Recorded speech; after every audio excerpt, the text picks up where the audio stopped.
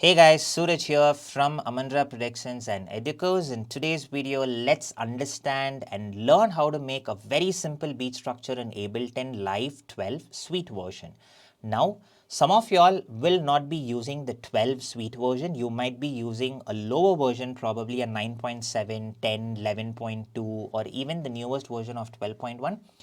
The layout and the UI is a little different in 9.7 and 10, but however, whatever I'm explaining is all available even in the lower versions. You simply have to follow the rules and guidelines that I'm saying in this particular video. Now, some of you all will also not be owning a suite version. You guys might be owning a light or a standard version.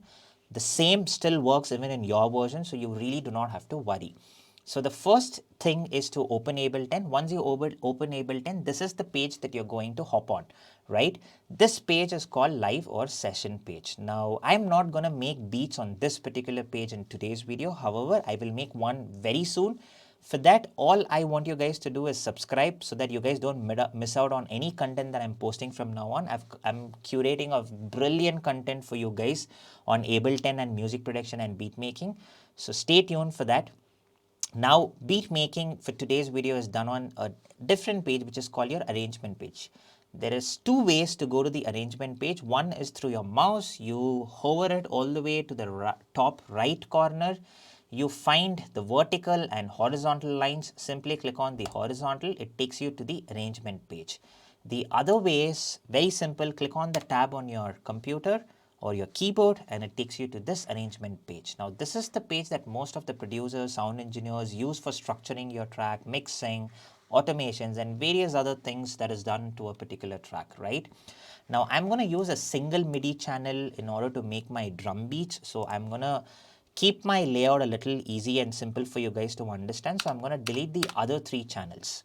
Now, first thing that you need in order to make drums is your drum rack. You can also do the beats using a simpler and a drum sampler. However, all this is going to come up in the next videos. In today's videos, I'm going to keep things very simple. I'm going to use drum rack.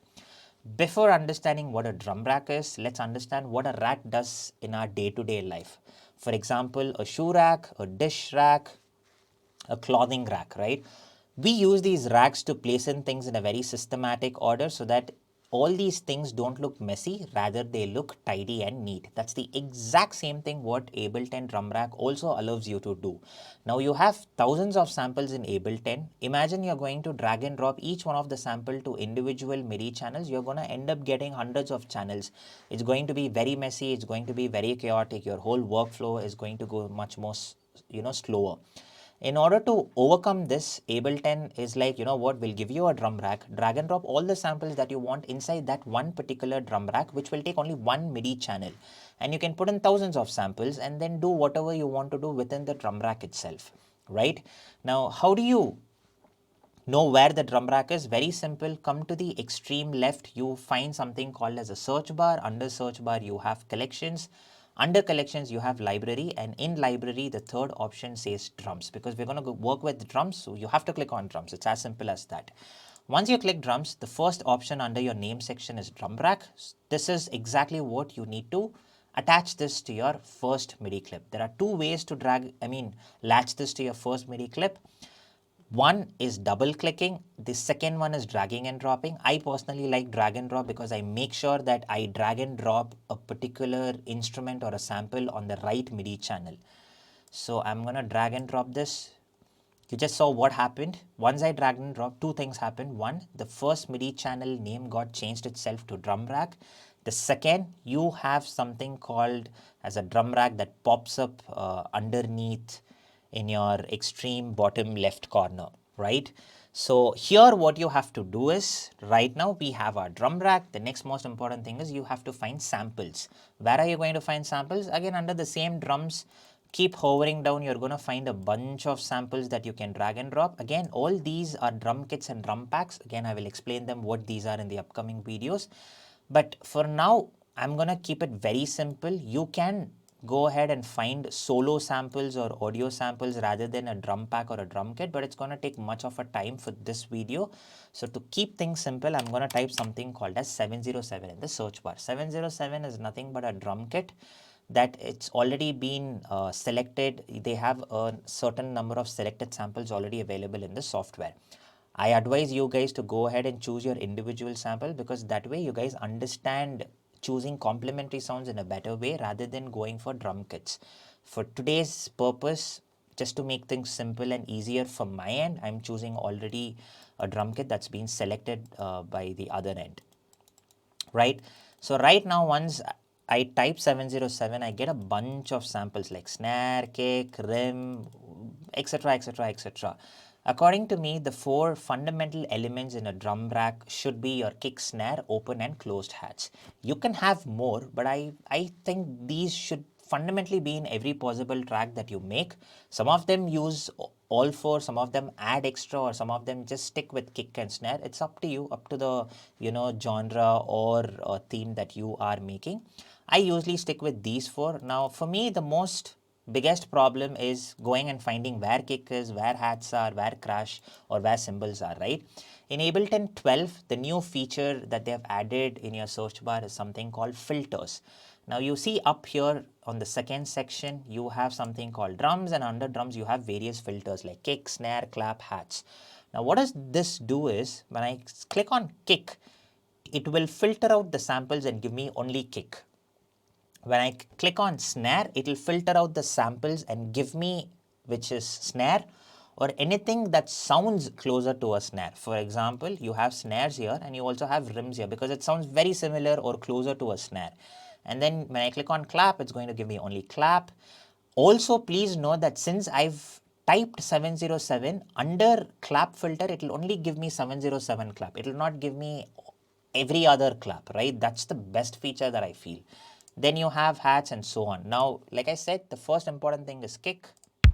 I'm going to drag and drop kick onto the drum rack. Then I'm going to go to snare, choose snare, drag and drop this, go to hats, go to first closed, drag and drop this, then go to open, drag and drop this.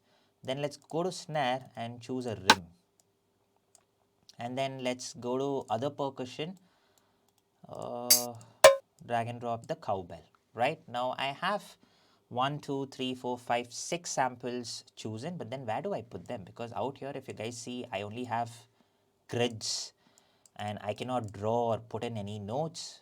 And the other thing that I see apart from the grids is the number of bars up there, right? Like when I click here, it'll let me know which bar I'm at.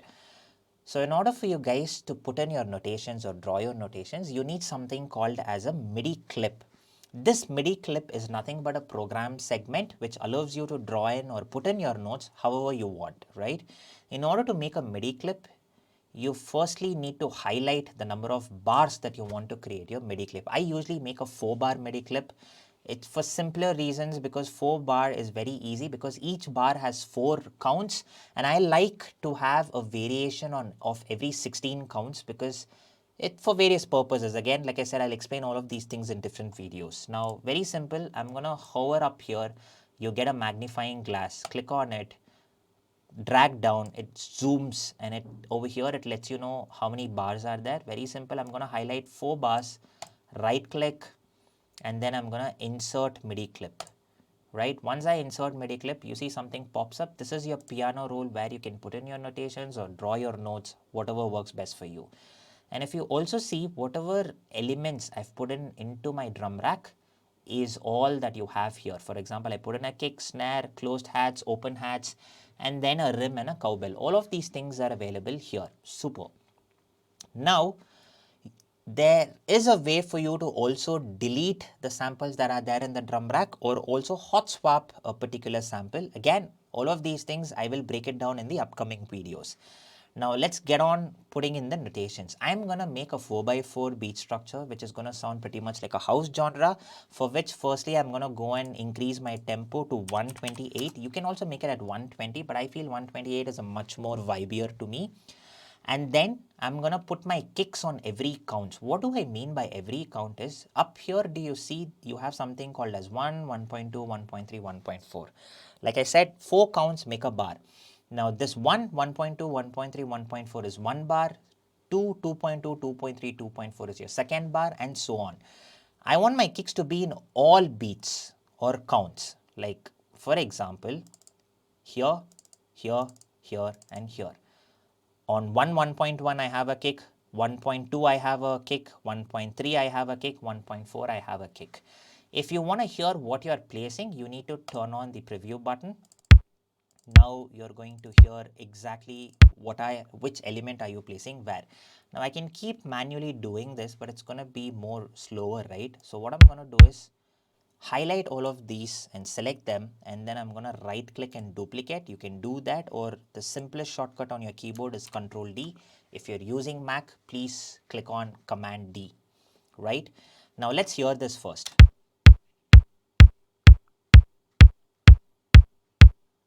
Okay, so now we're getting that, house beat structure, but then it's not spicier because we just have kick. It's not giving us any good rhythm vibes. So now what I'm going to do is I'm going to add my snares on second and fourth count. Like if you see here, we've added kicks on 1, 1.2, 1.3, 1.4. But for snare, we're going to add on 1.2 and 1.4. Same way, 2.2 and 2.4. I can keep doing this manually again, but then the easiest way is to select and highlight them and then Control D. Now if you see, it exactly sat on 3.2, 3.4, 4.2 and 4.4. Let's hear this. Just to be on safer side, I don't clip, so I'm going to reduce the volume of my MIDI channel.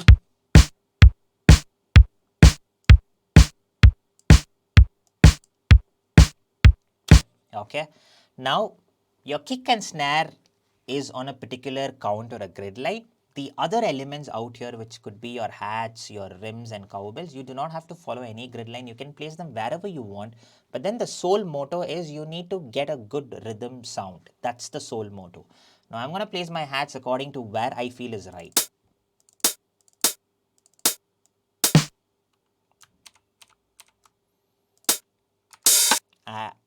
Adding an open hat. Let's hear this.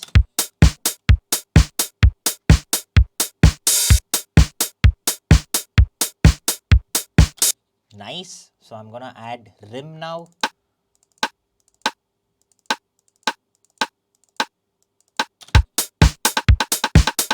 Yeah, I like that.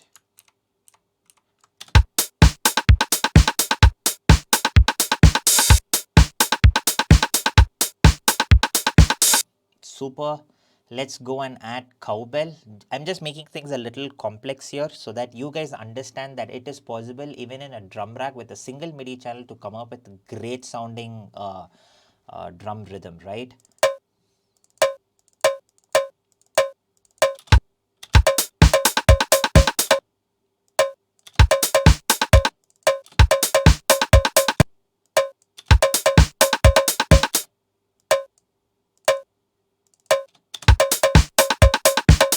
Yeah, I like that. So I'm gonna duplicate that.